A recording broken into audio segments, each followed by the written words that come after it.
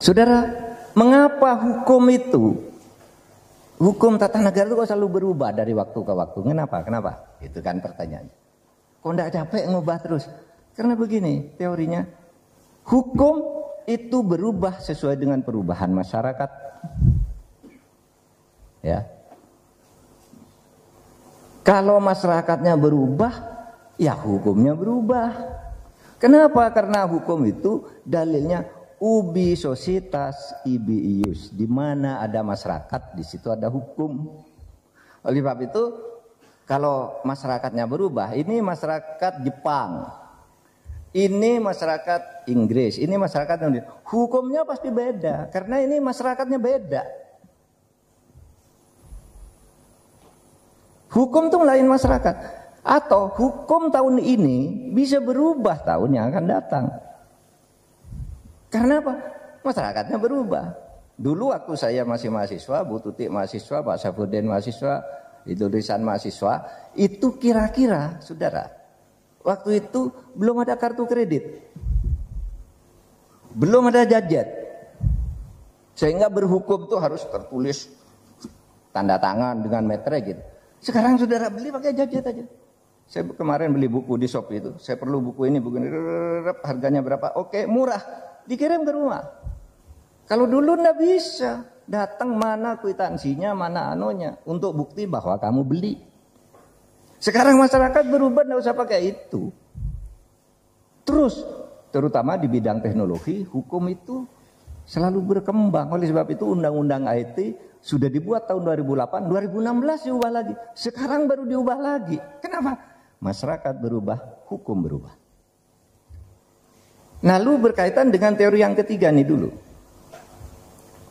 Konstitusi memang harus berubah karena konstitusi itu adalah produk resultan Polexosbud. Kenapa harus berubah? Ya karena konstitusi itu kan resultan kesepakatan. Kesepakatan Polexosbud pada saat dibuat. Itu tadi ya, yang masyarakat berubah hukum berubah. Kalau mau baca bahasa Indonesianya itu baca bukunya Pak Sucipto Raharjo ya, Ilmu Hukum judulnya. Ada juga masyarakat dan hukum gitu. Nah ini konstitusi adalah resultan ini. Saudara baca nanti The Modern Constitution Caseware.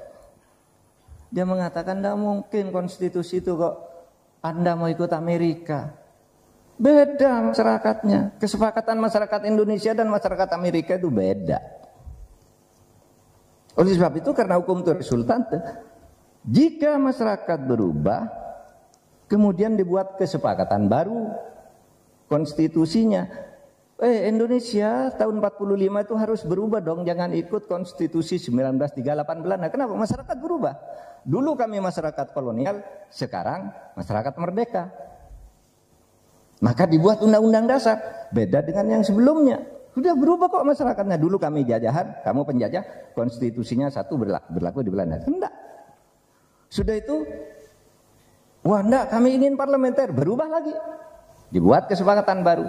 Ingin federal, dibuat lagi. Kembali ke undang-undang dasar, dibuat lagi itu.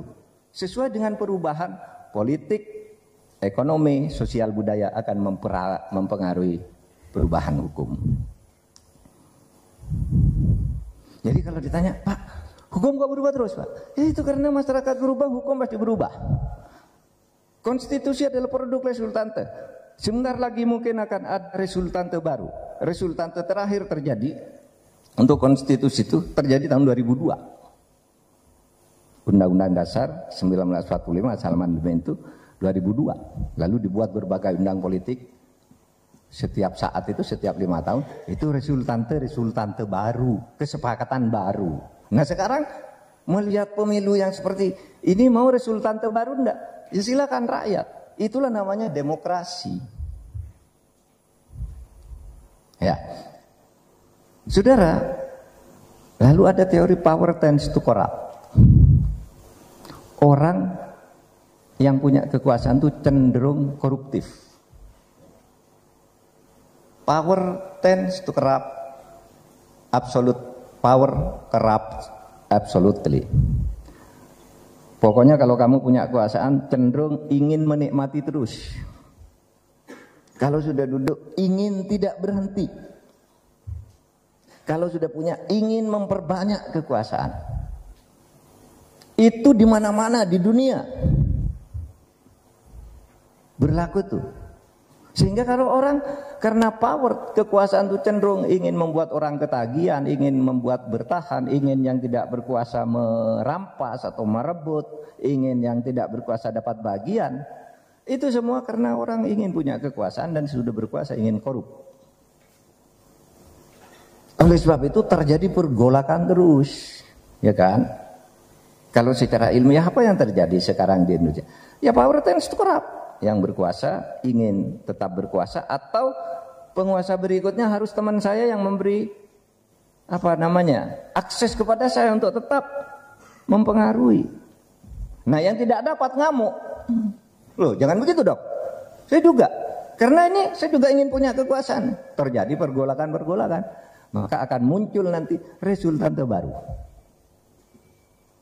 Nanti sesudah Pak Prabowo naik pasti dicari resultante baru. Tidak mungkin kita rame-rame seperti ini. Oleh sebab itu saya selalu katakan kalau sekarang nih kita rame, saya ikut rame bahkan. Itu hanya ingin mengantar agar nanti proses titik ditemukannya resultante itu mulus. Agar udahlah jangan ribut sekarang Pak Prabowo udah menang nih. Lantik dulu. Siapa yang akan mengganggu kita lawan. Pokoknya lantik dulu. Nah sudah itu dia yang memimpin. Mau kemana resultantenya? Ini cara kita bernegara. Cara kita bernegara begitu agar negara ini selamat nih. Yang didirikan oleh bapak-bapak kita nih yang sekarang menyebabkan saudara bisa sekolah dan macam-macam. Dan seluruhnya harus ditempuh dengan cara-cara konstitusional. Jangan melawan hukum, jangan melanggar hukum, itu bahaya. Tempuh ada konstitusi. Sampaikan kritik, sampaikan solusi, berdebat kuat-kuatan, ayo. Yang penting nanti ini pelantikan 20 Oktober jadi. Nah. Ya, jadi power tends to corrupt. Oleh sebab itu, saudara, tidak boleh orang terlalu jujur. Misalnya alim sekali, kayak Pak Saifuddin itu kan alim, ngaji terus, doa terus. Udahlah yang berkuasa biarin aja itu nanti baik. Tidak boleh penguasa itu dianggap baik. Setiap penguasa harus dicurigai karena power tends to corrupt. Kalau Anda percaya setiap orang bisa baik, ya Anda usah ada hukum, udah baik jalan semua tuh. Ada hukum tuh karena justru kita harus curiga pada orang, maka ada konstitusi, ada hukum. Tuh, dulu waktu zaman Undang-Undang Dasar 45 enggak, ini enggak penting Undang Dasar karena para pendiri negara itu sudah menulis di Undang Dasar yang asli itu. Tulisannya apa tuh? Tulisannya konstitusi itu, undang-undang sebuah negara itu yang penting adalah semangat penyelenggaranya, bukan bunyi pasal-pasalnya. Jadi dia percaya pada semangat. Iya, pada saat itu para pejuang kita masih murni semua semangatnya berjuang. Sesudah kita punya kekayaan alam banyak, wah, enggak ada nih semangat kendaraan. Semua ingin dapat, harus diatur, harus dicurigai. Setiap undang-undang jangan-jangan pasal ini dipesan oleh si perusahaan ini, pasal itu dipesan oleh negara ini, itu karena power tends to corrupt. Maka nasionalisme itu harus kita jaga. Sudah. Kemudian yang keempat, tidak ada teori asli. Di dalam hukum tata negara itu tidak ada teori asli yang berlaku, tidak ada, itu omong kosong. Teori yang paling asli itu ialah tidak ada teori asli, itulah teori yang paling asli. Tidak ada. Saudara mau lihat teori asli mana?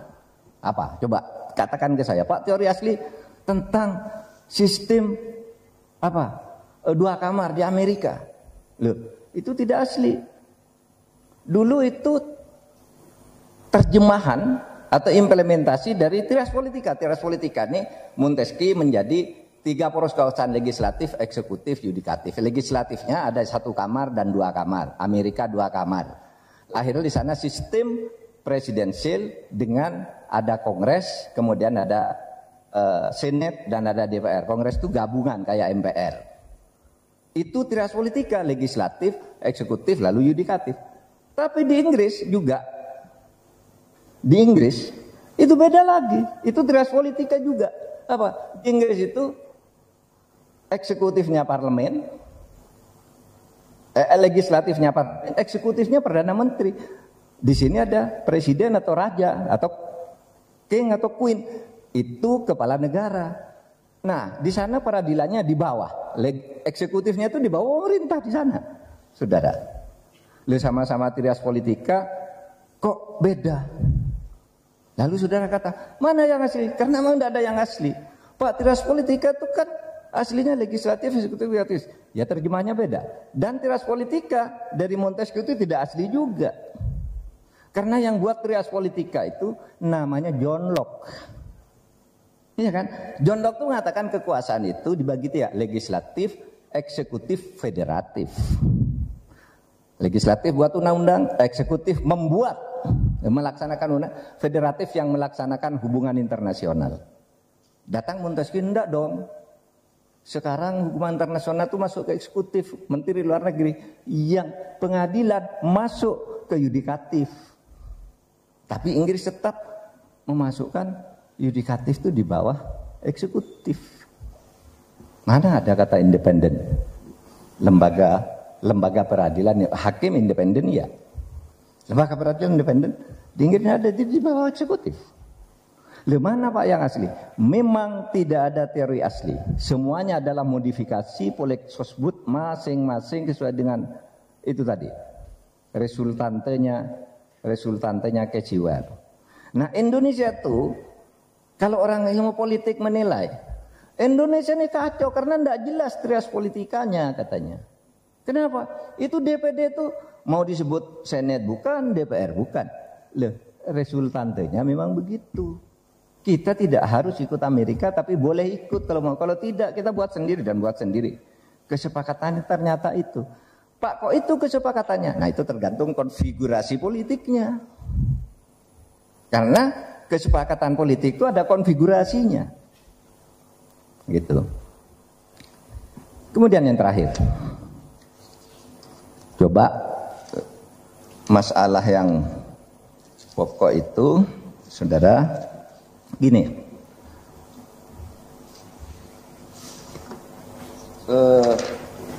Persoalan kita itu, ini berikutnya ada gambar tuh. Nah, nih berikutnya lagi. Nah ini. Kenapa kita ini ribut terus? Banyak pelanggaran hukum. Karena Pancasila itu hanya ditaati sebagai dasar negara. Bukan fungsi lainnya. Fungsi lainnya tidak ditaati. Jadi begini saudara. Pancasila sebagai ideologi itu fungsinya dua. Satu fungsi sebagai dasar negara. Dua fungsi selain dasar negara. Apa fungsi dasar negara? Itu ya hukum. Setiap hukum yang lahir di Undang Dasar 40 di Indonesia itu adalah fungsi Pancasila sebagai dasar negara, yaitu membuat peraturan perundang-undangan. Sehingga di situ ada undang-undang dasar, ada TAP MPR, undang-undang Perpu dan itu yang ditakuti oleh orang. Kenapa ditakuti? Karena Pancasila sebagai dasar negara dan berbagai aturan hukum itu daya ikatnya itu resmi, ditetapkan oleh negara. Tetap kalau melanggar ini hukumannya. Sanksinya heteronom. Aparat yang datang, saudara lari dikejar. Kalau melanggar hukum. Nah, orang banyak melaksanakan Pancasila itu hanya dasar hukumnya. Padahal Pancasila itu mempunyai fungsi lain sebagai dasar negara. Misalnya, Pancasila adalah pemersatu bangsa. Apa hukumnya? Nggak ada. Pancasila adalah pedoman hidup bersama. Apa hukumnya? Apa? Kalau kamu tidak ikut pedoman hidup bersama, hukumannya apa? Nggak ada. Karena itu budaya yang ada. Pancasila adalah sumber tertib. Orang tidak ikut tertib asal tidak ketahuan, nggak ada. Sehingga apa yang terjadi? Ada orang ini sudah jelas-jelas korupsi gitu, masih berpidato, saudara harus lawan korupsi itu. Padahal dia itu korupsi. Cuma dia belum kena pasal dasar negara. Pasal selain dasar negara dia sudah kena. Udah banyak yang kena pasal selain dasar negara, cuma belum dibuktikan secara hukum, lalu dia gagah-gagahan. Saya belum diputus oleh pengadilan. Saya tidak bersalah, saya tidak mau mundur. Maka dulu kita lalu membuat TAP MPR nomor 6 tahun 2001 sampai sekarang berlaku nih, diberlakukan kembali sampai nanti ada undang-undangnya berdasar TAP MPR 1 2003 ini berlaku nih TAP MPR. Salah satu isinya itu dalam kehidupan berbangsa bernegara, orang jangan hanya takut pada aturan hukum, tapi takut pada dasar-dasar moral. Nah, sehingga sekarang yang terjadi apa? Menurut TAP MPR itu, pejabat negara yang punya masalah kebijakannya kontroversial harus mengundurkan diri. Sekarang tidak ada orang mengundurkan diri. Nah, misalnya kamu salah, mundur, enggak. Malah sini maju tak gentar ya. Iya kan? Itu enggak punya moral. Tuh. Pancasila selain dasar negara. Itu apa itu? Sumbernya apa? Nilai agama. Enggak bisa dipaksakan oleh negara. Pak Saifuddin tuh sholat tahajud tiap malam. Enggak ada aturannya. Enggak sholat juga enggak apa-apa kok. Tapi Pak Saifuddin punya ikatan moral. Agama saya mengajarkan saya akan baik hidup saya ini kalau ikut agama. Meskipun hukum tidak mewajibkan, saya ikut. Kayak Pak Habibie itu. Habibie itu ilmuwan luar biasa. Pergi haji minimal 2 kali setahun umroh. Padahal pintar sekali. Tapi juga punya moral. Ketika dia jadi presiden tahun 1978, 98 dia terpilih presiden wakil presiden bulan Maret sampai bulan Maret 2003. Tapi bulan Mei 2098 dia jatuh bersama Pak Harto jatuh, dia jadi presiden. Kan menurut Undang-Undang Dasar Presiden Habibie menjadi presiden sampai tahun 2003. Tapi dia bilang, enggak lah, saya presidennya sebentar aja. Apa? Saya ingin menyelenggarakan pemilu tahun depan. Pemilu. Saudara tahu, 99 itu pemilu itu hadiah Habibie. Kalau Habibie mau berdasar konstitusi saya wakil presiden sampai 2003, tapi Habibie enggak. Kenapa Pak Habibie? Karena saya membantu presiden yang jatuh. Enggak layak saya terus memimpin tanpa pemilu. Saya dulu diangkat oleh presiden yang dijatuhkan karena tidak dipercaya oleh rakyat. Tahun 99 pemilu diselenggarakan betul. Habibie laporan pertanggungjawabannya tentang Timur ditolak oleh MPR. Dia kalau calon lagi menang. Tapi Habibie begitu pertanggungjawabannya ditolak, dia ngomongkan, wahai rakyatku, saya tidak mau lagi menjadi calon presiden. Nangis nih orang-orang di sekitarnya, ini ada Amin Rais, Nur Mahmud Ismail, Akbar Tanjung, Wiranto, semuanya yang dukung Habibie. Bapak, laporan pertanggungjawaban ditolak, enggak apa-apa, enggak dilarang, tidak menjadi syarat untuk jadi calon presiden. Enggak, kata Habibie. Kalau laporan pertanggungjawaban ditolak berarti saya cacat. Oleh sebab itu saya mundur dari pencalonan. Lahirlah Gus Dur. Moral. Nggak ada kalau dia mau ngotot ke hukum. Satu, saya bisa jadi presiden tahun 2003. Kalau di sini ngotot ke hukum lagi, nggak ada yang melarang saya menjadi calon dan saya pasti menang. Moral. Nah, saudara, daya ikatnya moral itu kesadaran nurani. Kesadaran nurani, ya. Sehingga dia tidak bisa dipaksa oleh negara. Kamu harus maju atau harus mundur. Tidak ada aturannya, boleh kan? Kamu harus puasa. Nah, itu tidak puasa tidak apa-apa, itu kan hukum agama. Tidak ada sanksinya. Kamu makan babi atau minum alkohol, tidak ada sanksinya. Tidak dilarang oleh hukum. Itu kan ajaran agama. Tetapi saudara, Pancasila selain dasar negara itu, fungsi-fungsi moral dan etiknya itu mempunyai sanksi otonom. Itu sanksi heteronom yang di sana itu. Ini sanksi otonom. Apa itu? Sanksi otonom itu kesadaran batin bahwa kalau saya tidak taat, saya bisa malu, saya berdosa, saya masuk neraka, saya takut. Itu kan ada orang tidak kena sanksi otonom karena pinter nipu-nipu pasal gitu, bebas di pengadilan. Tapi dia kena sanksi moral apa? Takut. Iya ya, kemarin saya udah korupsi, gimana ya besok kalau saya turun lalu dibongkar oleh anak buah saya? Ini udah mulai takut. Sanksi otonom. Dan banyak sekali sedih, malu, terkucil. Bahkan ada yang kena bayangan karma. Nih. Sehingga saya pernah ngutip ceritanya seorang hakim itu, ada seorang hakim di menjelang reformasi itu kan peraturan kalau saudara punya perkara tuh konsinyasi uang ke pengadilan. Itu masuk ke rekeningnya hakim, ketua pengadilan. Tidak masuk ke negara. Karena itu nanti harus dikembalikan ke vonis. Ini ada di suatu tempat di Jawa Timur. Sampai puluhan miliar uang itu tidak dikembalikan karena orangnya tidak ngurus, sudah lama dan sebagainya, atau merasa sudah sudah menang, ya udahlah konsinyasinya di situ saja, yang penting aslinya di saya gitu. Sampai suatu saat kaya raya dia. Begitu lahir reformasi ada undang-undang KPKBN. Kekayaan itu harus dilaporkan. Kamu gajinya berapa, dapat dari mana. Nah ini ketakutan, dititip ke asistennya. Ya atas nama kamu ini, tapi saya yang pegang kartu kreditnya. Ceknya kalau keluar saya yang mengeluarkan. Nah, uang.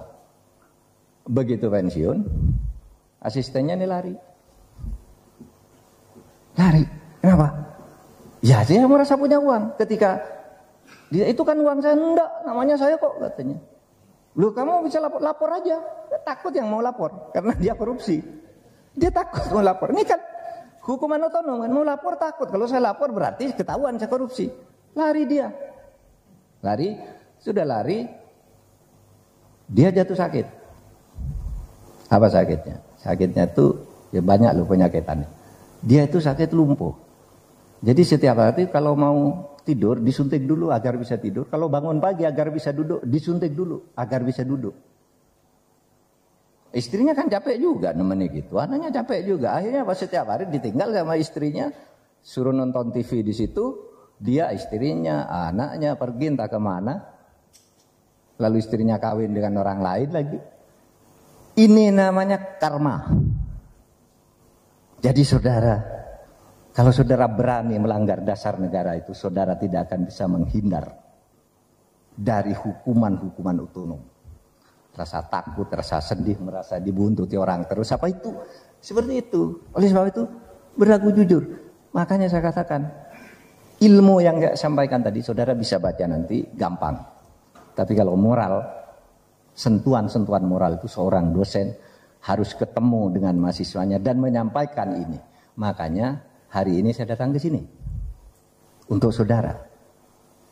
Moral, etika itu penting.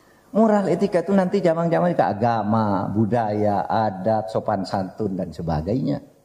Nah itu yang akan menyebabkan hidup kita nyaman. Oleh sebab itu, hidup itu kalau saya ya apa kata orang Jawa itu sakmadyo. Ya secukupnya aja lah. Nggak usah berlebihan. Kalau kurang janganlah, masa lulusan UI hidup kurang gitu. Tapi jangan berlebihan juga. Nepu klien lah. Macam-macam lah. Kliennya dipermainkan. Udah Pak saya bayar sekian. Lalu dia dari musuhnya dapat sekian. Kalah, dikalahkan. Katanya udah tanda tangan. Itu tidak bermoral.